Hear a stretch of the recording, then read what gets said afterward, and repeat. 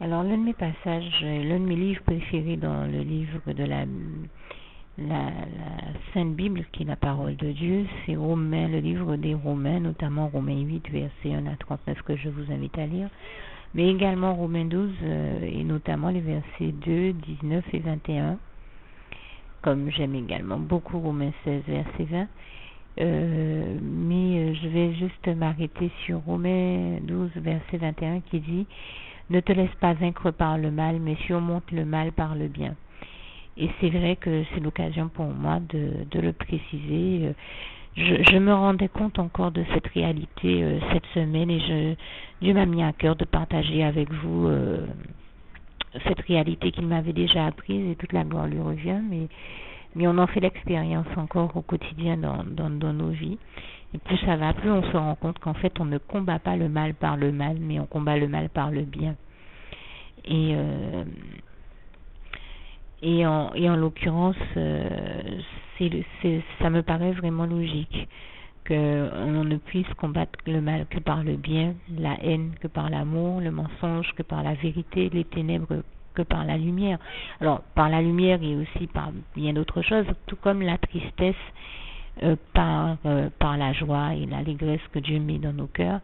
Et ça me fait penser donc à deux autres passages que j'aime beaucoup.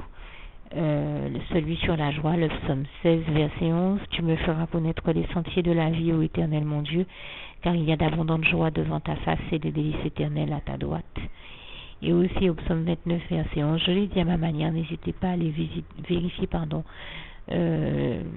comment ces passages sont textuellement écrits dans vos Bibles. J'allais dire le mot visiter. C'est vrai que si on pouvait comparer la Bible à un monument, je crois que ce serait le meilleur des monuments à aller visiter et à découvrir, parce que c'est vraiment un livre qui nous permet de gagner en sagesse, en maturité spirituelle, en intelligence. Et je pense au psaume 119, verset 130. La révélation de ta parole est claire et elle donne de l'intelligence aux simples. Louange, honneur et gloire à toi, Éternel mon Dieu, pour ça.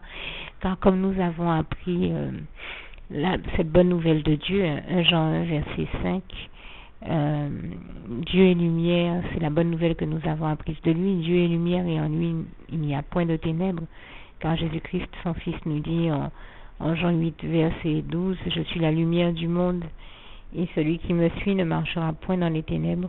Car c'est par ta lumière, Seigneur Jésus-Christ, que nous voyons la lumière, comme il est écrit dans le psaume 36, verset 10. » Vous avez encore un très beau passage sur la lumière que l'on retrouve en Éphésiens 5, verset 1 à 20, que je vous invite à lire. Vous qui maintenant êtes dans la lumière, marchez donc comme des enfants de lumière et imitez Dieu. Je résume ce passage, mais vraiment prenez le temps de le lire parce qu'il est magnifique.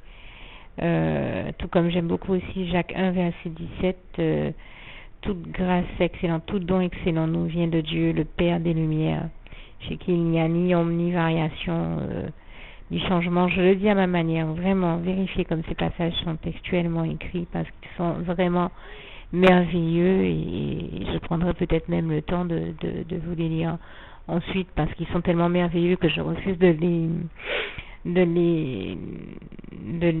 les dire de manière incorrecte. J'essaierai de vous les prendre tout à l'heure et de vous les relire.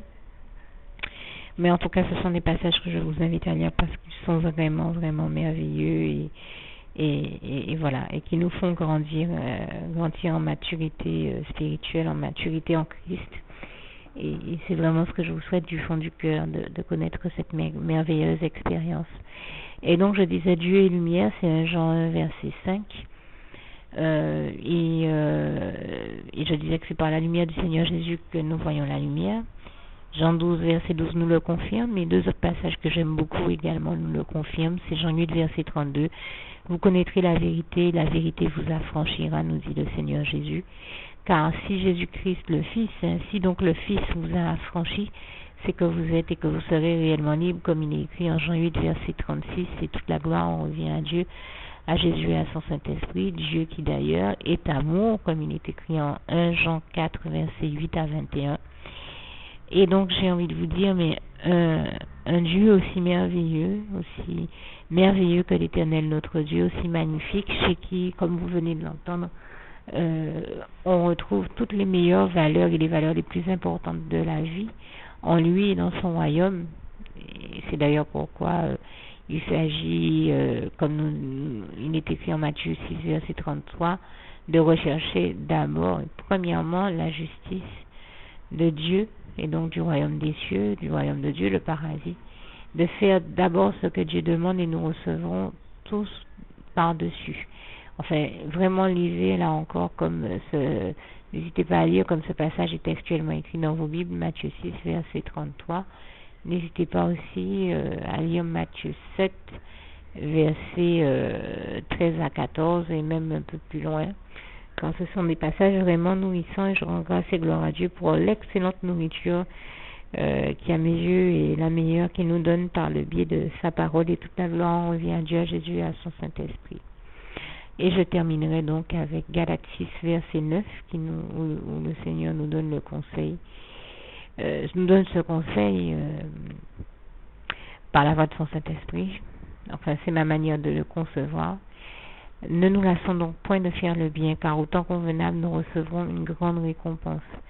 Si nous ne nous relâchons point, ce qui signifie qu'en effet, si on ne se laisse pas aller à se relâcher, eh bien, Dieu nous bénit quand on persévère dans sa marche par la foi avec Jésus-Christ, et quand on persévère, qu'on prend plaisir à faire le bien et à servir la cause du bien, puisque comme j'aime à le dire, servir Dieu, c'est aussi servir la cause du bien, de la lumière, de la paix, de l'amour, de la joie, de la justice et de toutes les bonnes valeurs que nous connaissons de la vie, et toute la gloire revient à Dieu, à Jésus-Christ et à son Saint-Esprit.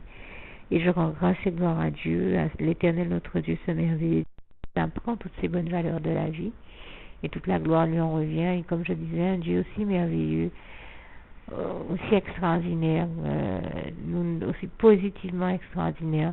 Nous devons de ne jamais l'abandonner, de tout faire pour lui être agréable, faire plaisir à son cœur et être un instrument de bénédiction entre ses mains pour les autres. Et je vous le dis, que Dieu vous garde et vous bénisse tous abondamment, puissamment, richement, et n'hésitez pas à faire le bien chaque fois que Dieu vous en donne l'occasion. Que Dieu vous bénisse tous et à bientôt.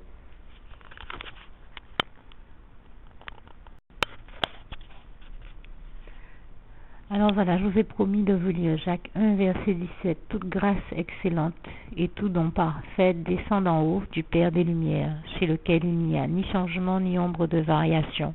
Et toute la gloire en revient à Dieu, l'Éternel notre Dieu, notre merveilleux Dieu d'amour, chez qui je peux vous le dire pour l'avoir vécu. En effet, il n'y a vraiment pas de variation dans le sens, enfin moi je le dis dans le sens où comme il est écrit en Hébreux 13, versets 5 à 8, Jésus-Christ est le même hier, aujourd'hui et éternellement, dans la mesure où Jésus est vraiment le meilleur. Et comme vous le savez, on ne change pas une équipe qui gagne. Donc heureusement que notre Jésus, notre merveilleux Jésus d'amour ne change pas, et je lui rends grâce et gloire pour ça. Donc je vous ai aussi cité Éphésiens 5, versets 1 à 20. Je vais juste vous lire quelques passages. Le verset 1 nous dit: devenez donc les imitateurs de Dieu comme des enfants bien-aimés, et marchez dans la charité à l'exemple de Christ, qui nous a aimés et qui s'est livré lui-même à Dieu pour nous comme une offrande et un sacrifice de bonne odeur. Verset 8, autrefois vous étiez ténèbres, et maintenant vous êtes lumière dans le Seigneur. Marchez comme des enfants de lumière, car le fruit de la lumière consiste en toutes sortes de bonté, de justice et de vérité.